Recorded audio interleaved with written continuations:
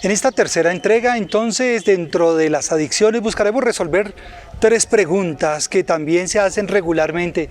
La primera, ¿cuál es el papel que tienen la resolución de problemas, la comunicación y la asertividad? Entonces empecemos diciendo que la comunicación es esa relación bidireccional entre dos o más interlocutores. En este caso, es una relación que va a tener dos conceptos: información y comunicación. Cuando hablamos de la información es aquel diálogo que se establece entre dos personas, papá y mamá, los esposos, entre dos hermanos, con relación a proveer datos puntuales sobre un hecho o sobre una situación particular. Yo voy a informar, por ejemplo, a mi pareja o a mis hijos o a mi hermano o a mi papá mi condición de salud. Y entonces un ejemplo de ello podría ser básicamente decirle que he ido al médico y he recibido el diagnóstico a partir de unos exámenes de laboratorio donde se me indica que estoy presentando dificultades con el manejo del azúcar y que me encuentro en el límite superior de la diabetes. La comunicación aquí va en dirección de poder sostener un diálogo de percepciones del mundo interior de cada uno en relación al otro. Eso significa que yo solamente puedo acceder al mundo del otro a través de lo que me dice. Yo solamente podría saber qué piensa mi pareja, mi hijo, mi hermano, mi papá, mi compañero de trabajo si yo se lo pregunto. Si yo solamente lo observo y de allí infiero, lo que estoy haciendo es un juicio a priori, que con mucha probabilidad va a estar sesgado, errado o por supuesto incompleto. Cuando nosotros nos sentamos en casa a conversar y no escuchamos al otro, sino que le interrumpimos frecuentemente, no tengo la capacidad de saber realmente qué es lo que está diciendo el otro y qué hay de trasfondo en lo que me dice. Porque todo mensaje trae de trasfondo un elemento emocional, que ya lo veremos más adelante, que es una pregunta muy recurrente con el tema de solución de problemas y de asertividad, que tiene que ver con el manejo de las emociones. Detrás de todo discurso, detrás de toda información, hay un componente emocional. Y ese componente emocional lo que hace es completar la información. Por tanto, un elemento de protección en familia es sabernos escuchar, y sabernos escuchar es no estar enjuiciando lo que el otro está diciendo, es decir, estar calificando lo que el otro me dice, si es cierto o no es cierto, si le faltó información, si es una apreciación. Si yo sé escuchar, voy a saber preguntar. Hay un principio en el coaching que dice que quien escucha realmente sabe preguntar, porque no voy a preguntar desde lo que yo no sé, no voy a preguntar desde mi postura, sino voy a preguntar desde la experiencia del otro. Y desde allí yo voy a poder completar realmente la información. El papel de la comunicación en las adicciones es fundamental en la medida en que me deja conocer al otro. Que el otro no tiene que estar en su mundo interior, alejado y apartado de mí. Que yo pueda conocer sus preocupaciones, que yo pueda conocer sus sinsabores, que yo pueda conocer sus angustias, sus tristezas, que yo pueda conocer su curiosidad y dependiendo de esa información que me esté brindando, yo pueda preguntar un poco más en dirección de lo que él me está diciendo, porque detrás de eso hay emociones. Asimismo, cuando encontramos que una persona que es adicta o que está teniendo ya un comportamiento de consumo ya dependiente o un consumo abusivo, lo primero que encontramos es precisamente un indicador de ruptura en la comunicación. Normalmente no se informa, normalmente no nos interesa lo del otro y entonces encontramos que este tipo de personas se le dificulta tratar de identificar la necesidad del otro y expresar sus propias necesidades, por supuesto.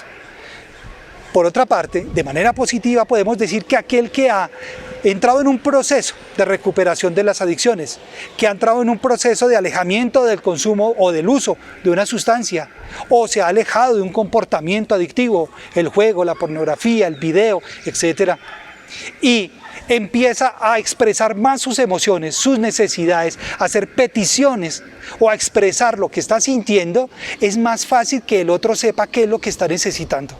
La segunda pregunta es, ¿qué pasa con el mundo de las emociones? ¿Qué pasa con ello?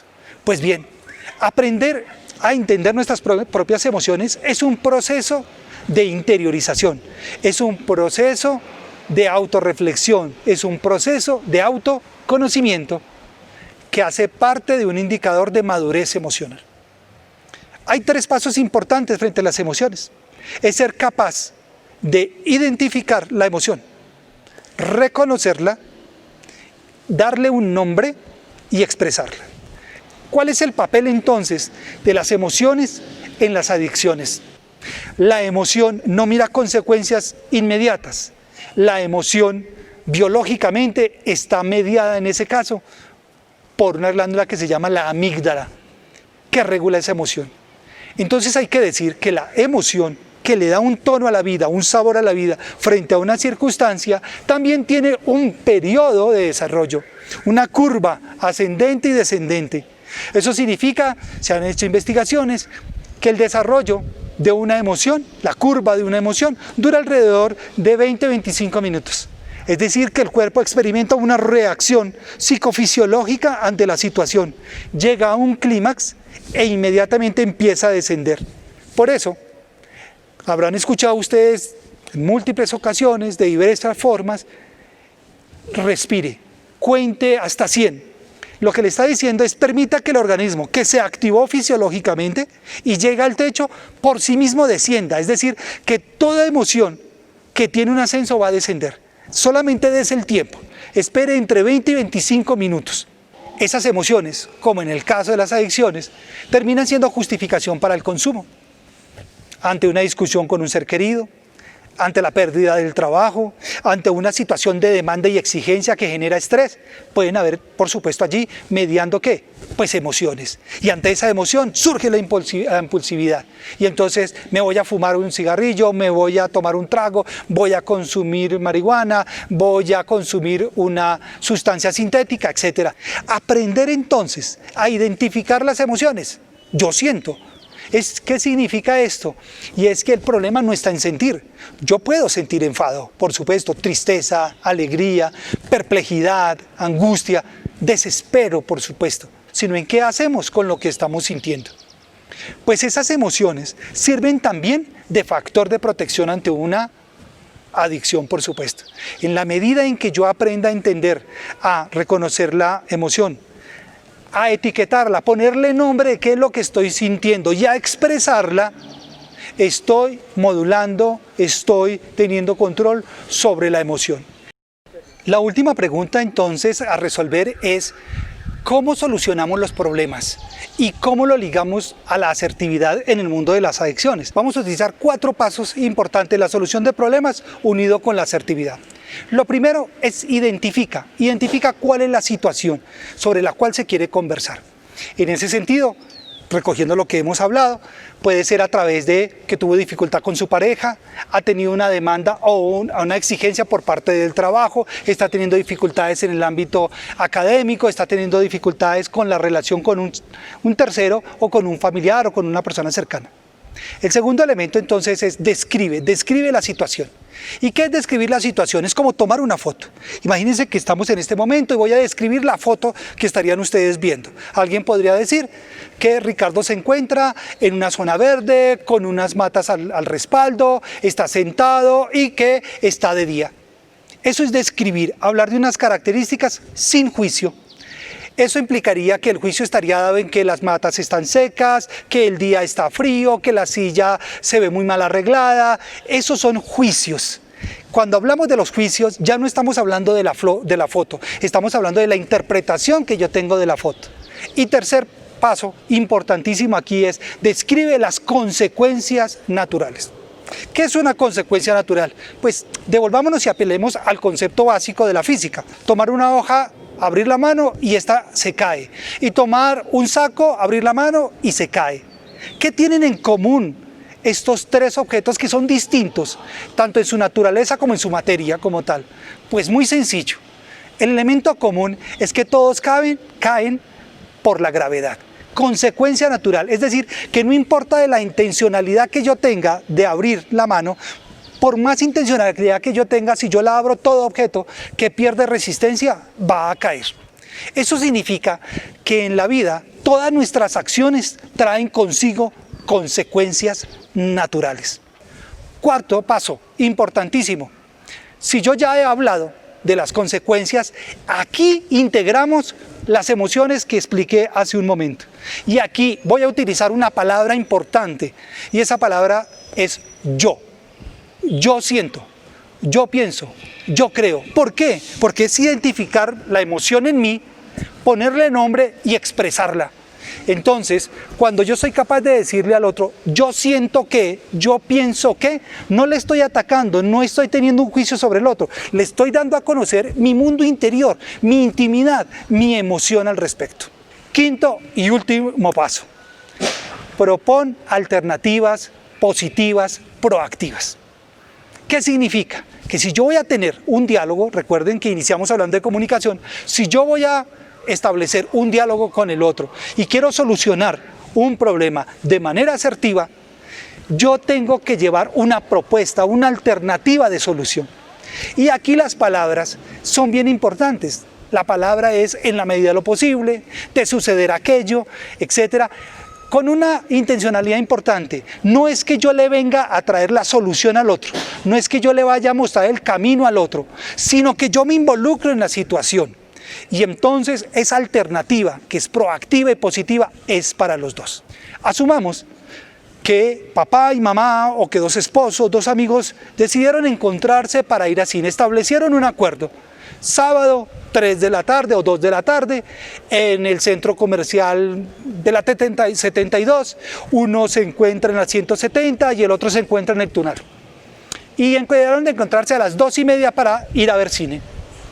Llega uno de los dos, asumamos que el del Tunal, llega a las 2:30 de la tarde, llega al cine, observa que hay una fila muy larga y decide comprar en ese momento el tiquete para entrar a la película. Y una vez lo compra, se da cuenta que su compañero no ha llegado.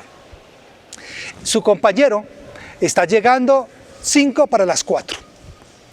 Cuando llega, obviamente esta persona está molesta, hay una emoción. Vamos entonces a aplicar los pasos. El primero, ¿cuál es el tema que se quiere tocar? Pues la incomodidad que tiene el hecho de que su compañero haya llegado tarde. ¿Listo? Entonces el tema es el cumplimiento de la cita. Segundo, describamos la situación.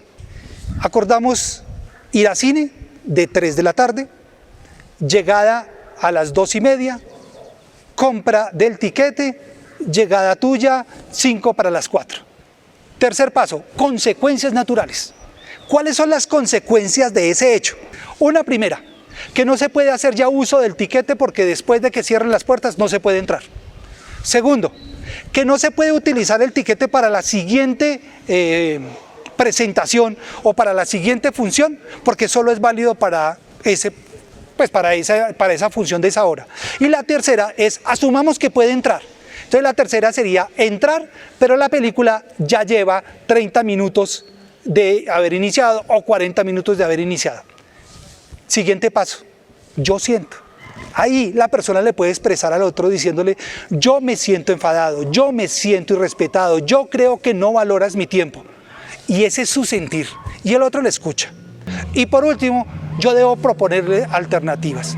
Antes que decirle llegue temprano, que lo único que hace es volver al ciclo del conflicto, si es un sábado y era 2:30 y estamos en los extremos, tal vez la solución es que busquemos un sitio más equidistante, que busquemos una hora más tarde de tal manera que podamos llegar. Mire que esa propuesta de alternativa no es para el otro, sino que también me convoca a mí, también me hace parte de eso. ¿Por qué? Porque yo también podría llegar tarde.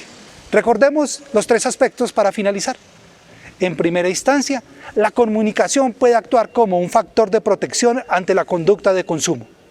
Segundo, solucionar los problemas implica reconocimiento de las emociones. La identificamos, le ponemos nombre y la expresamos.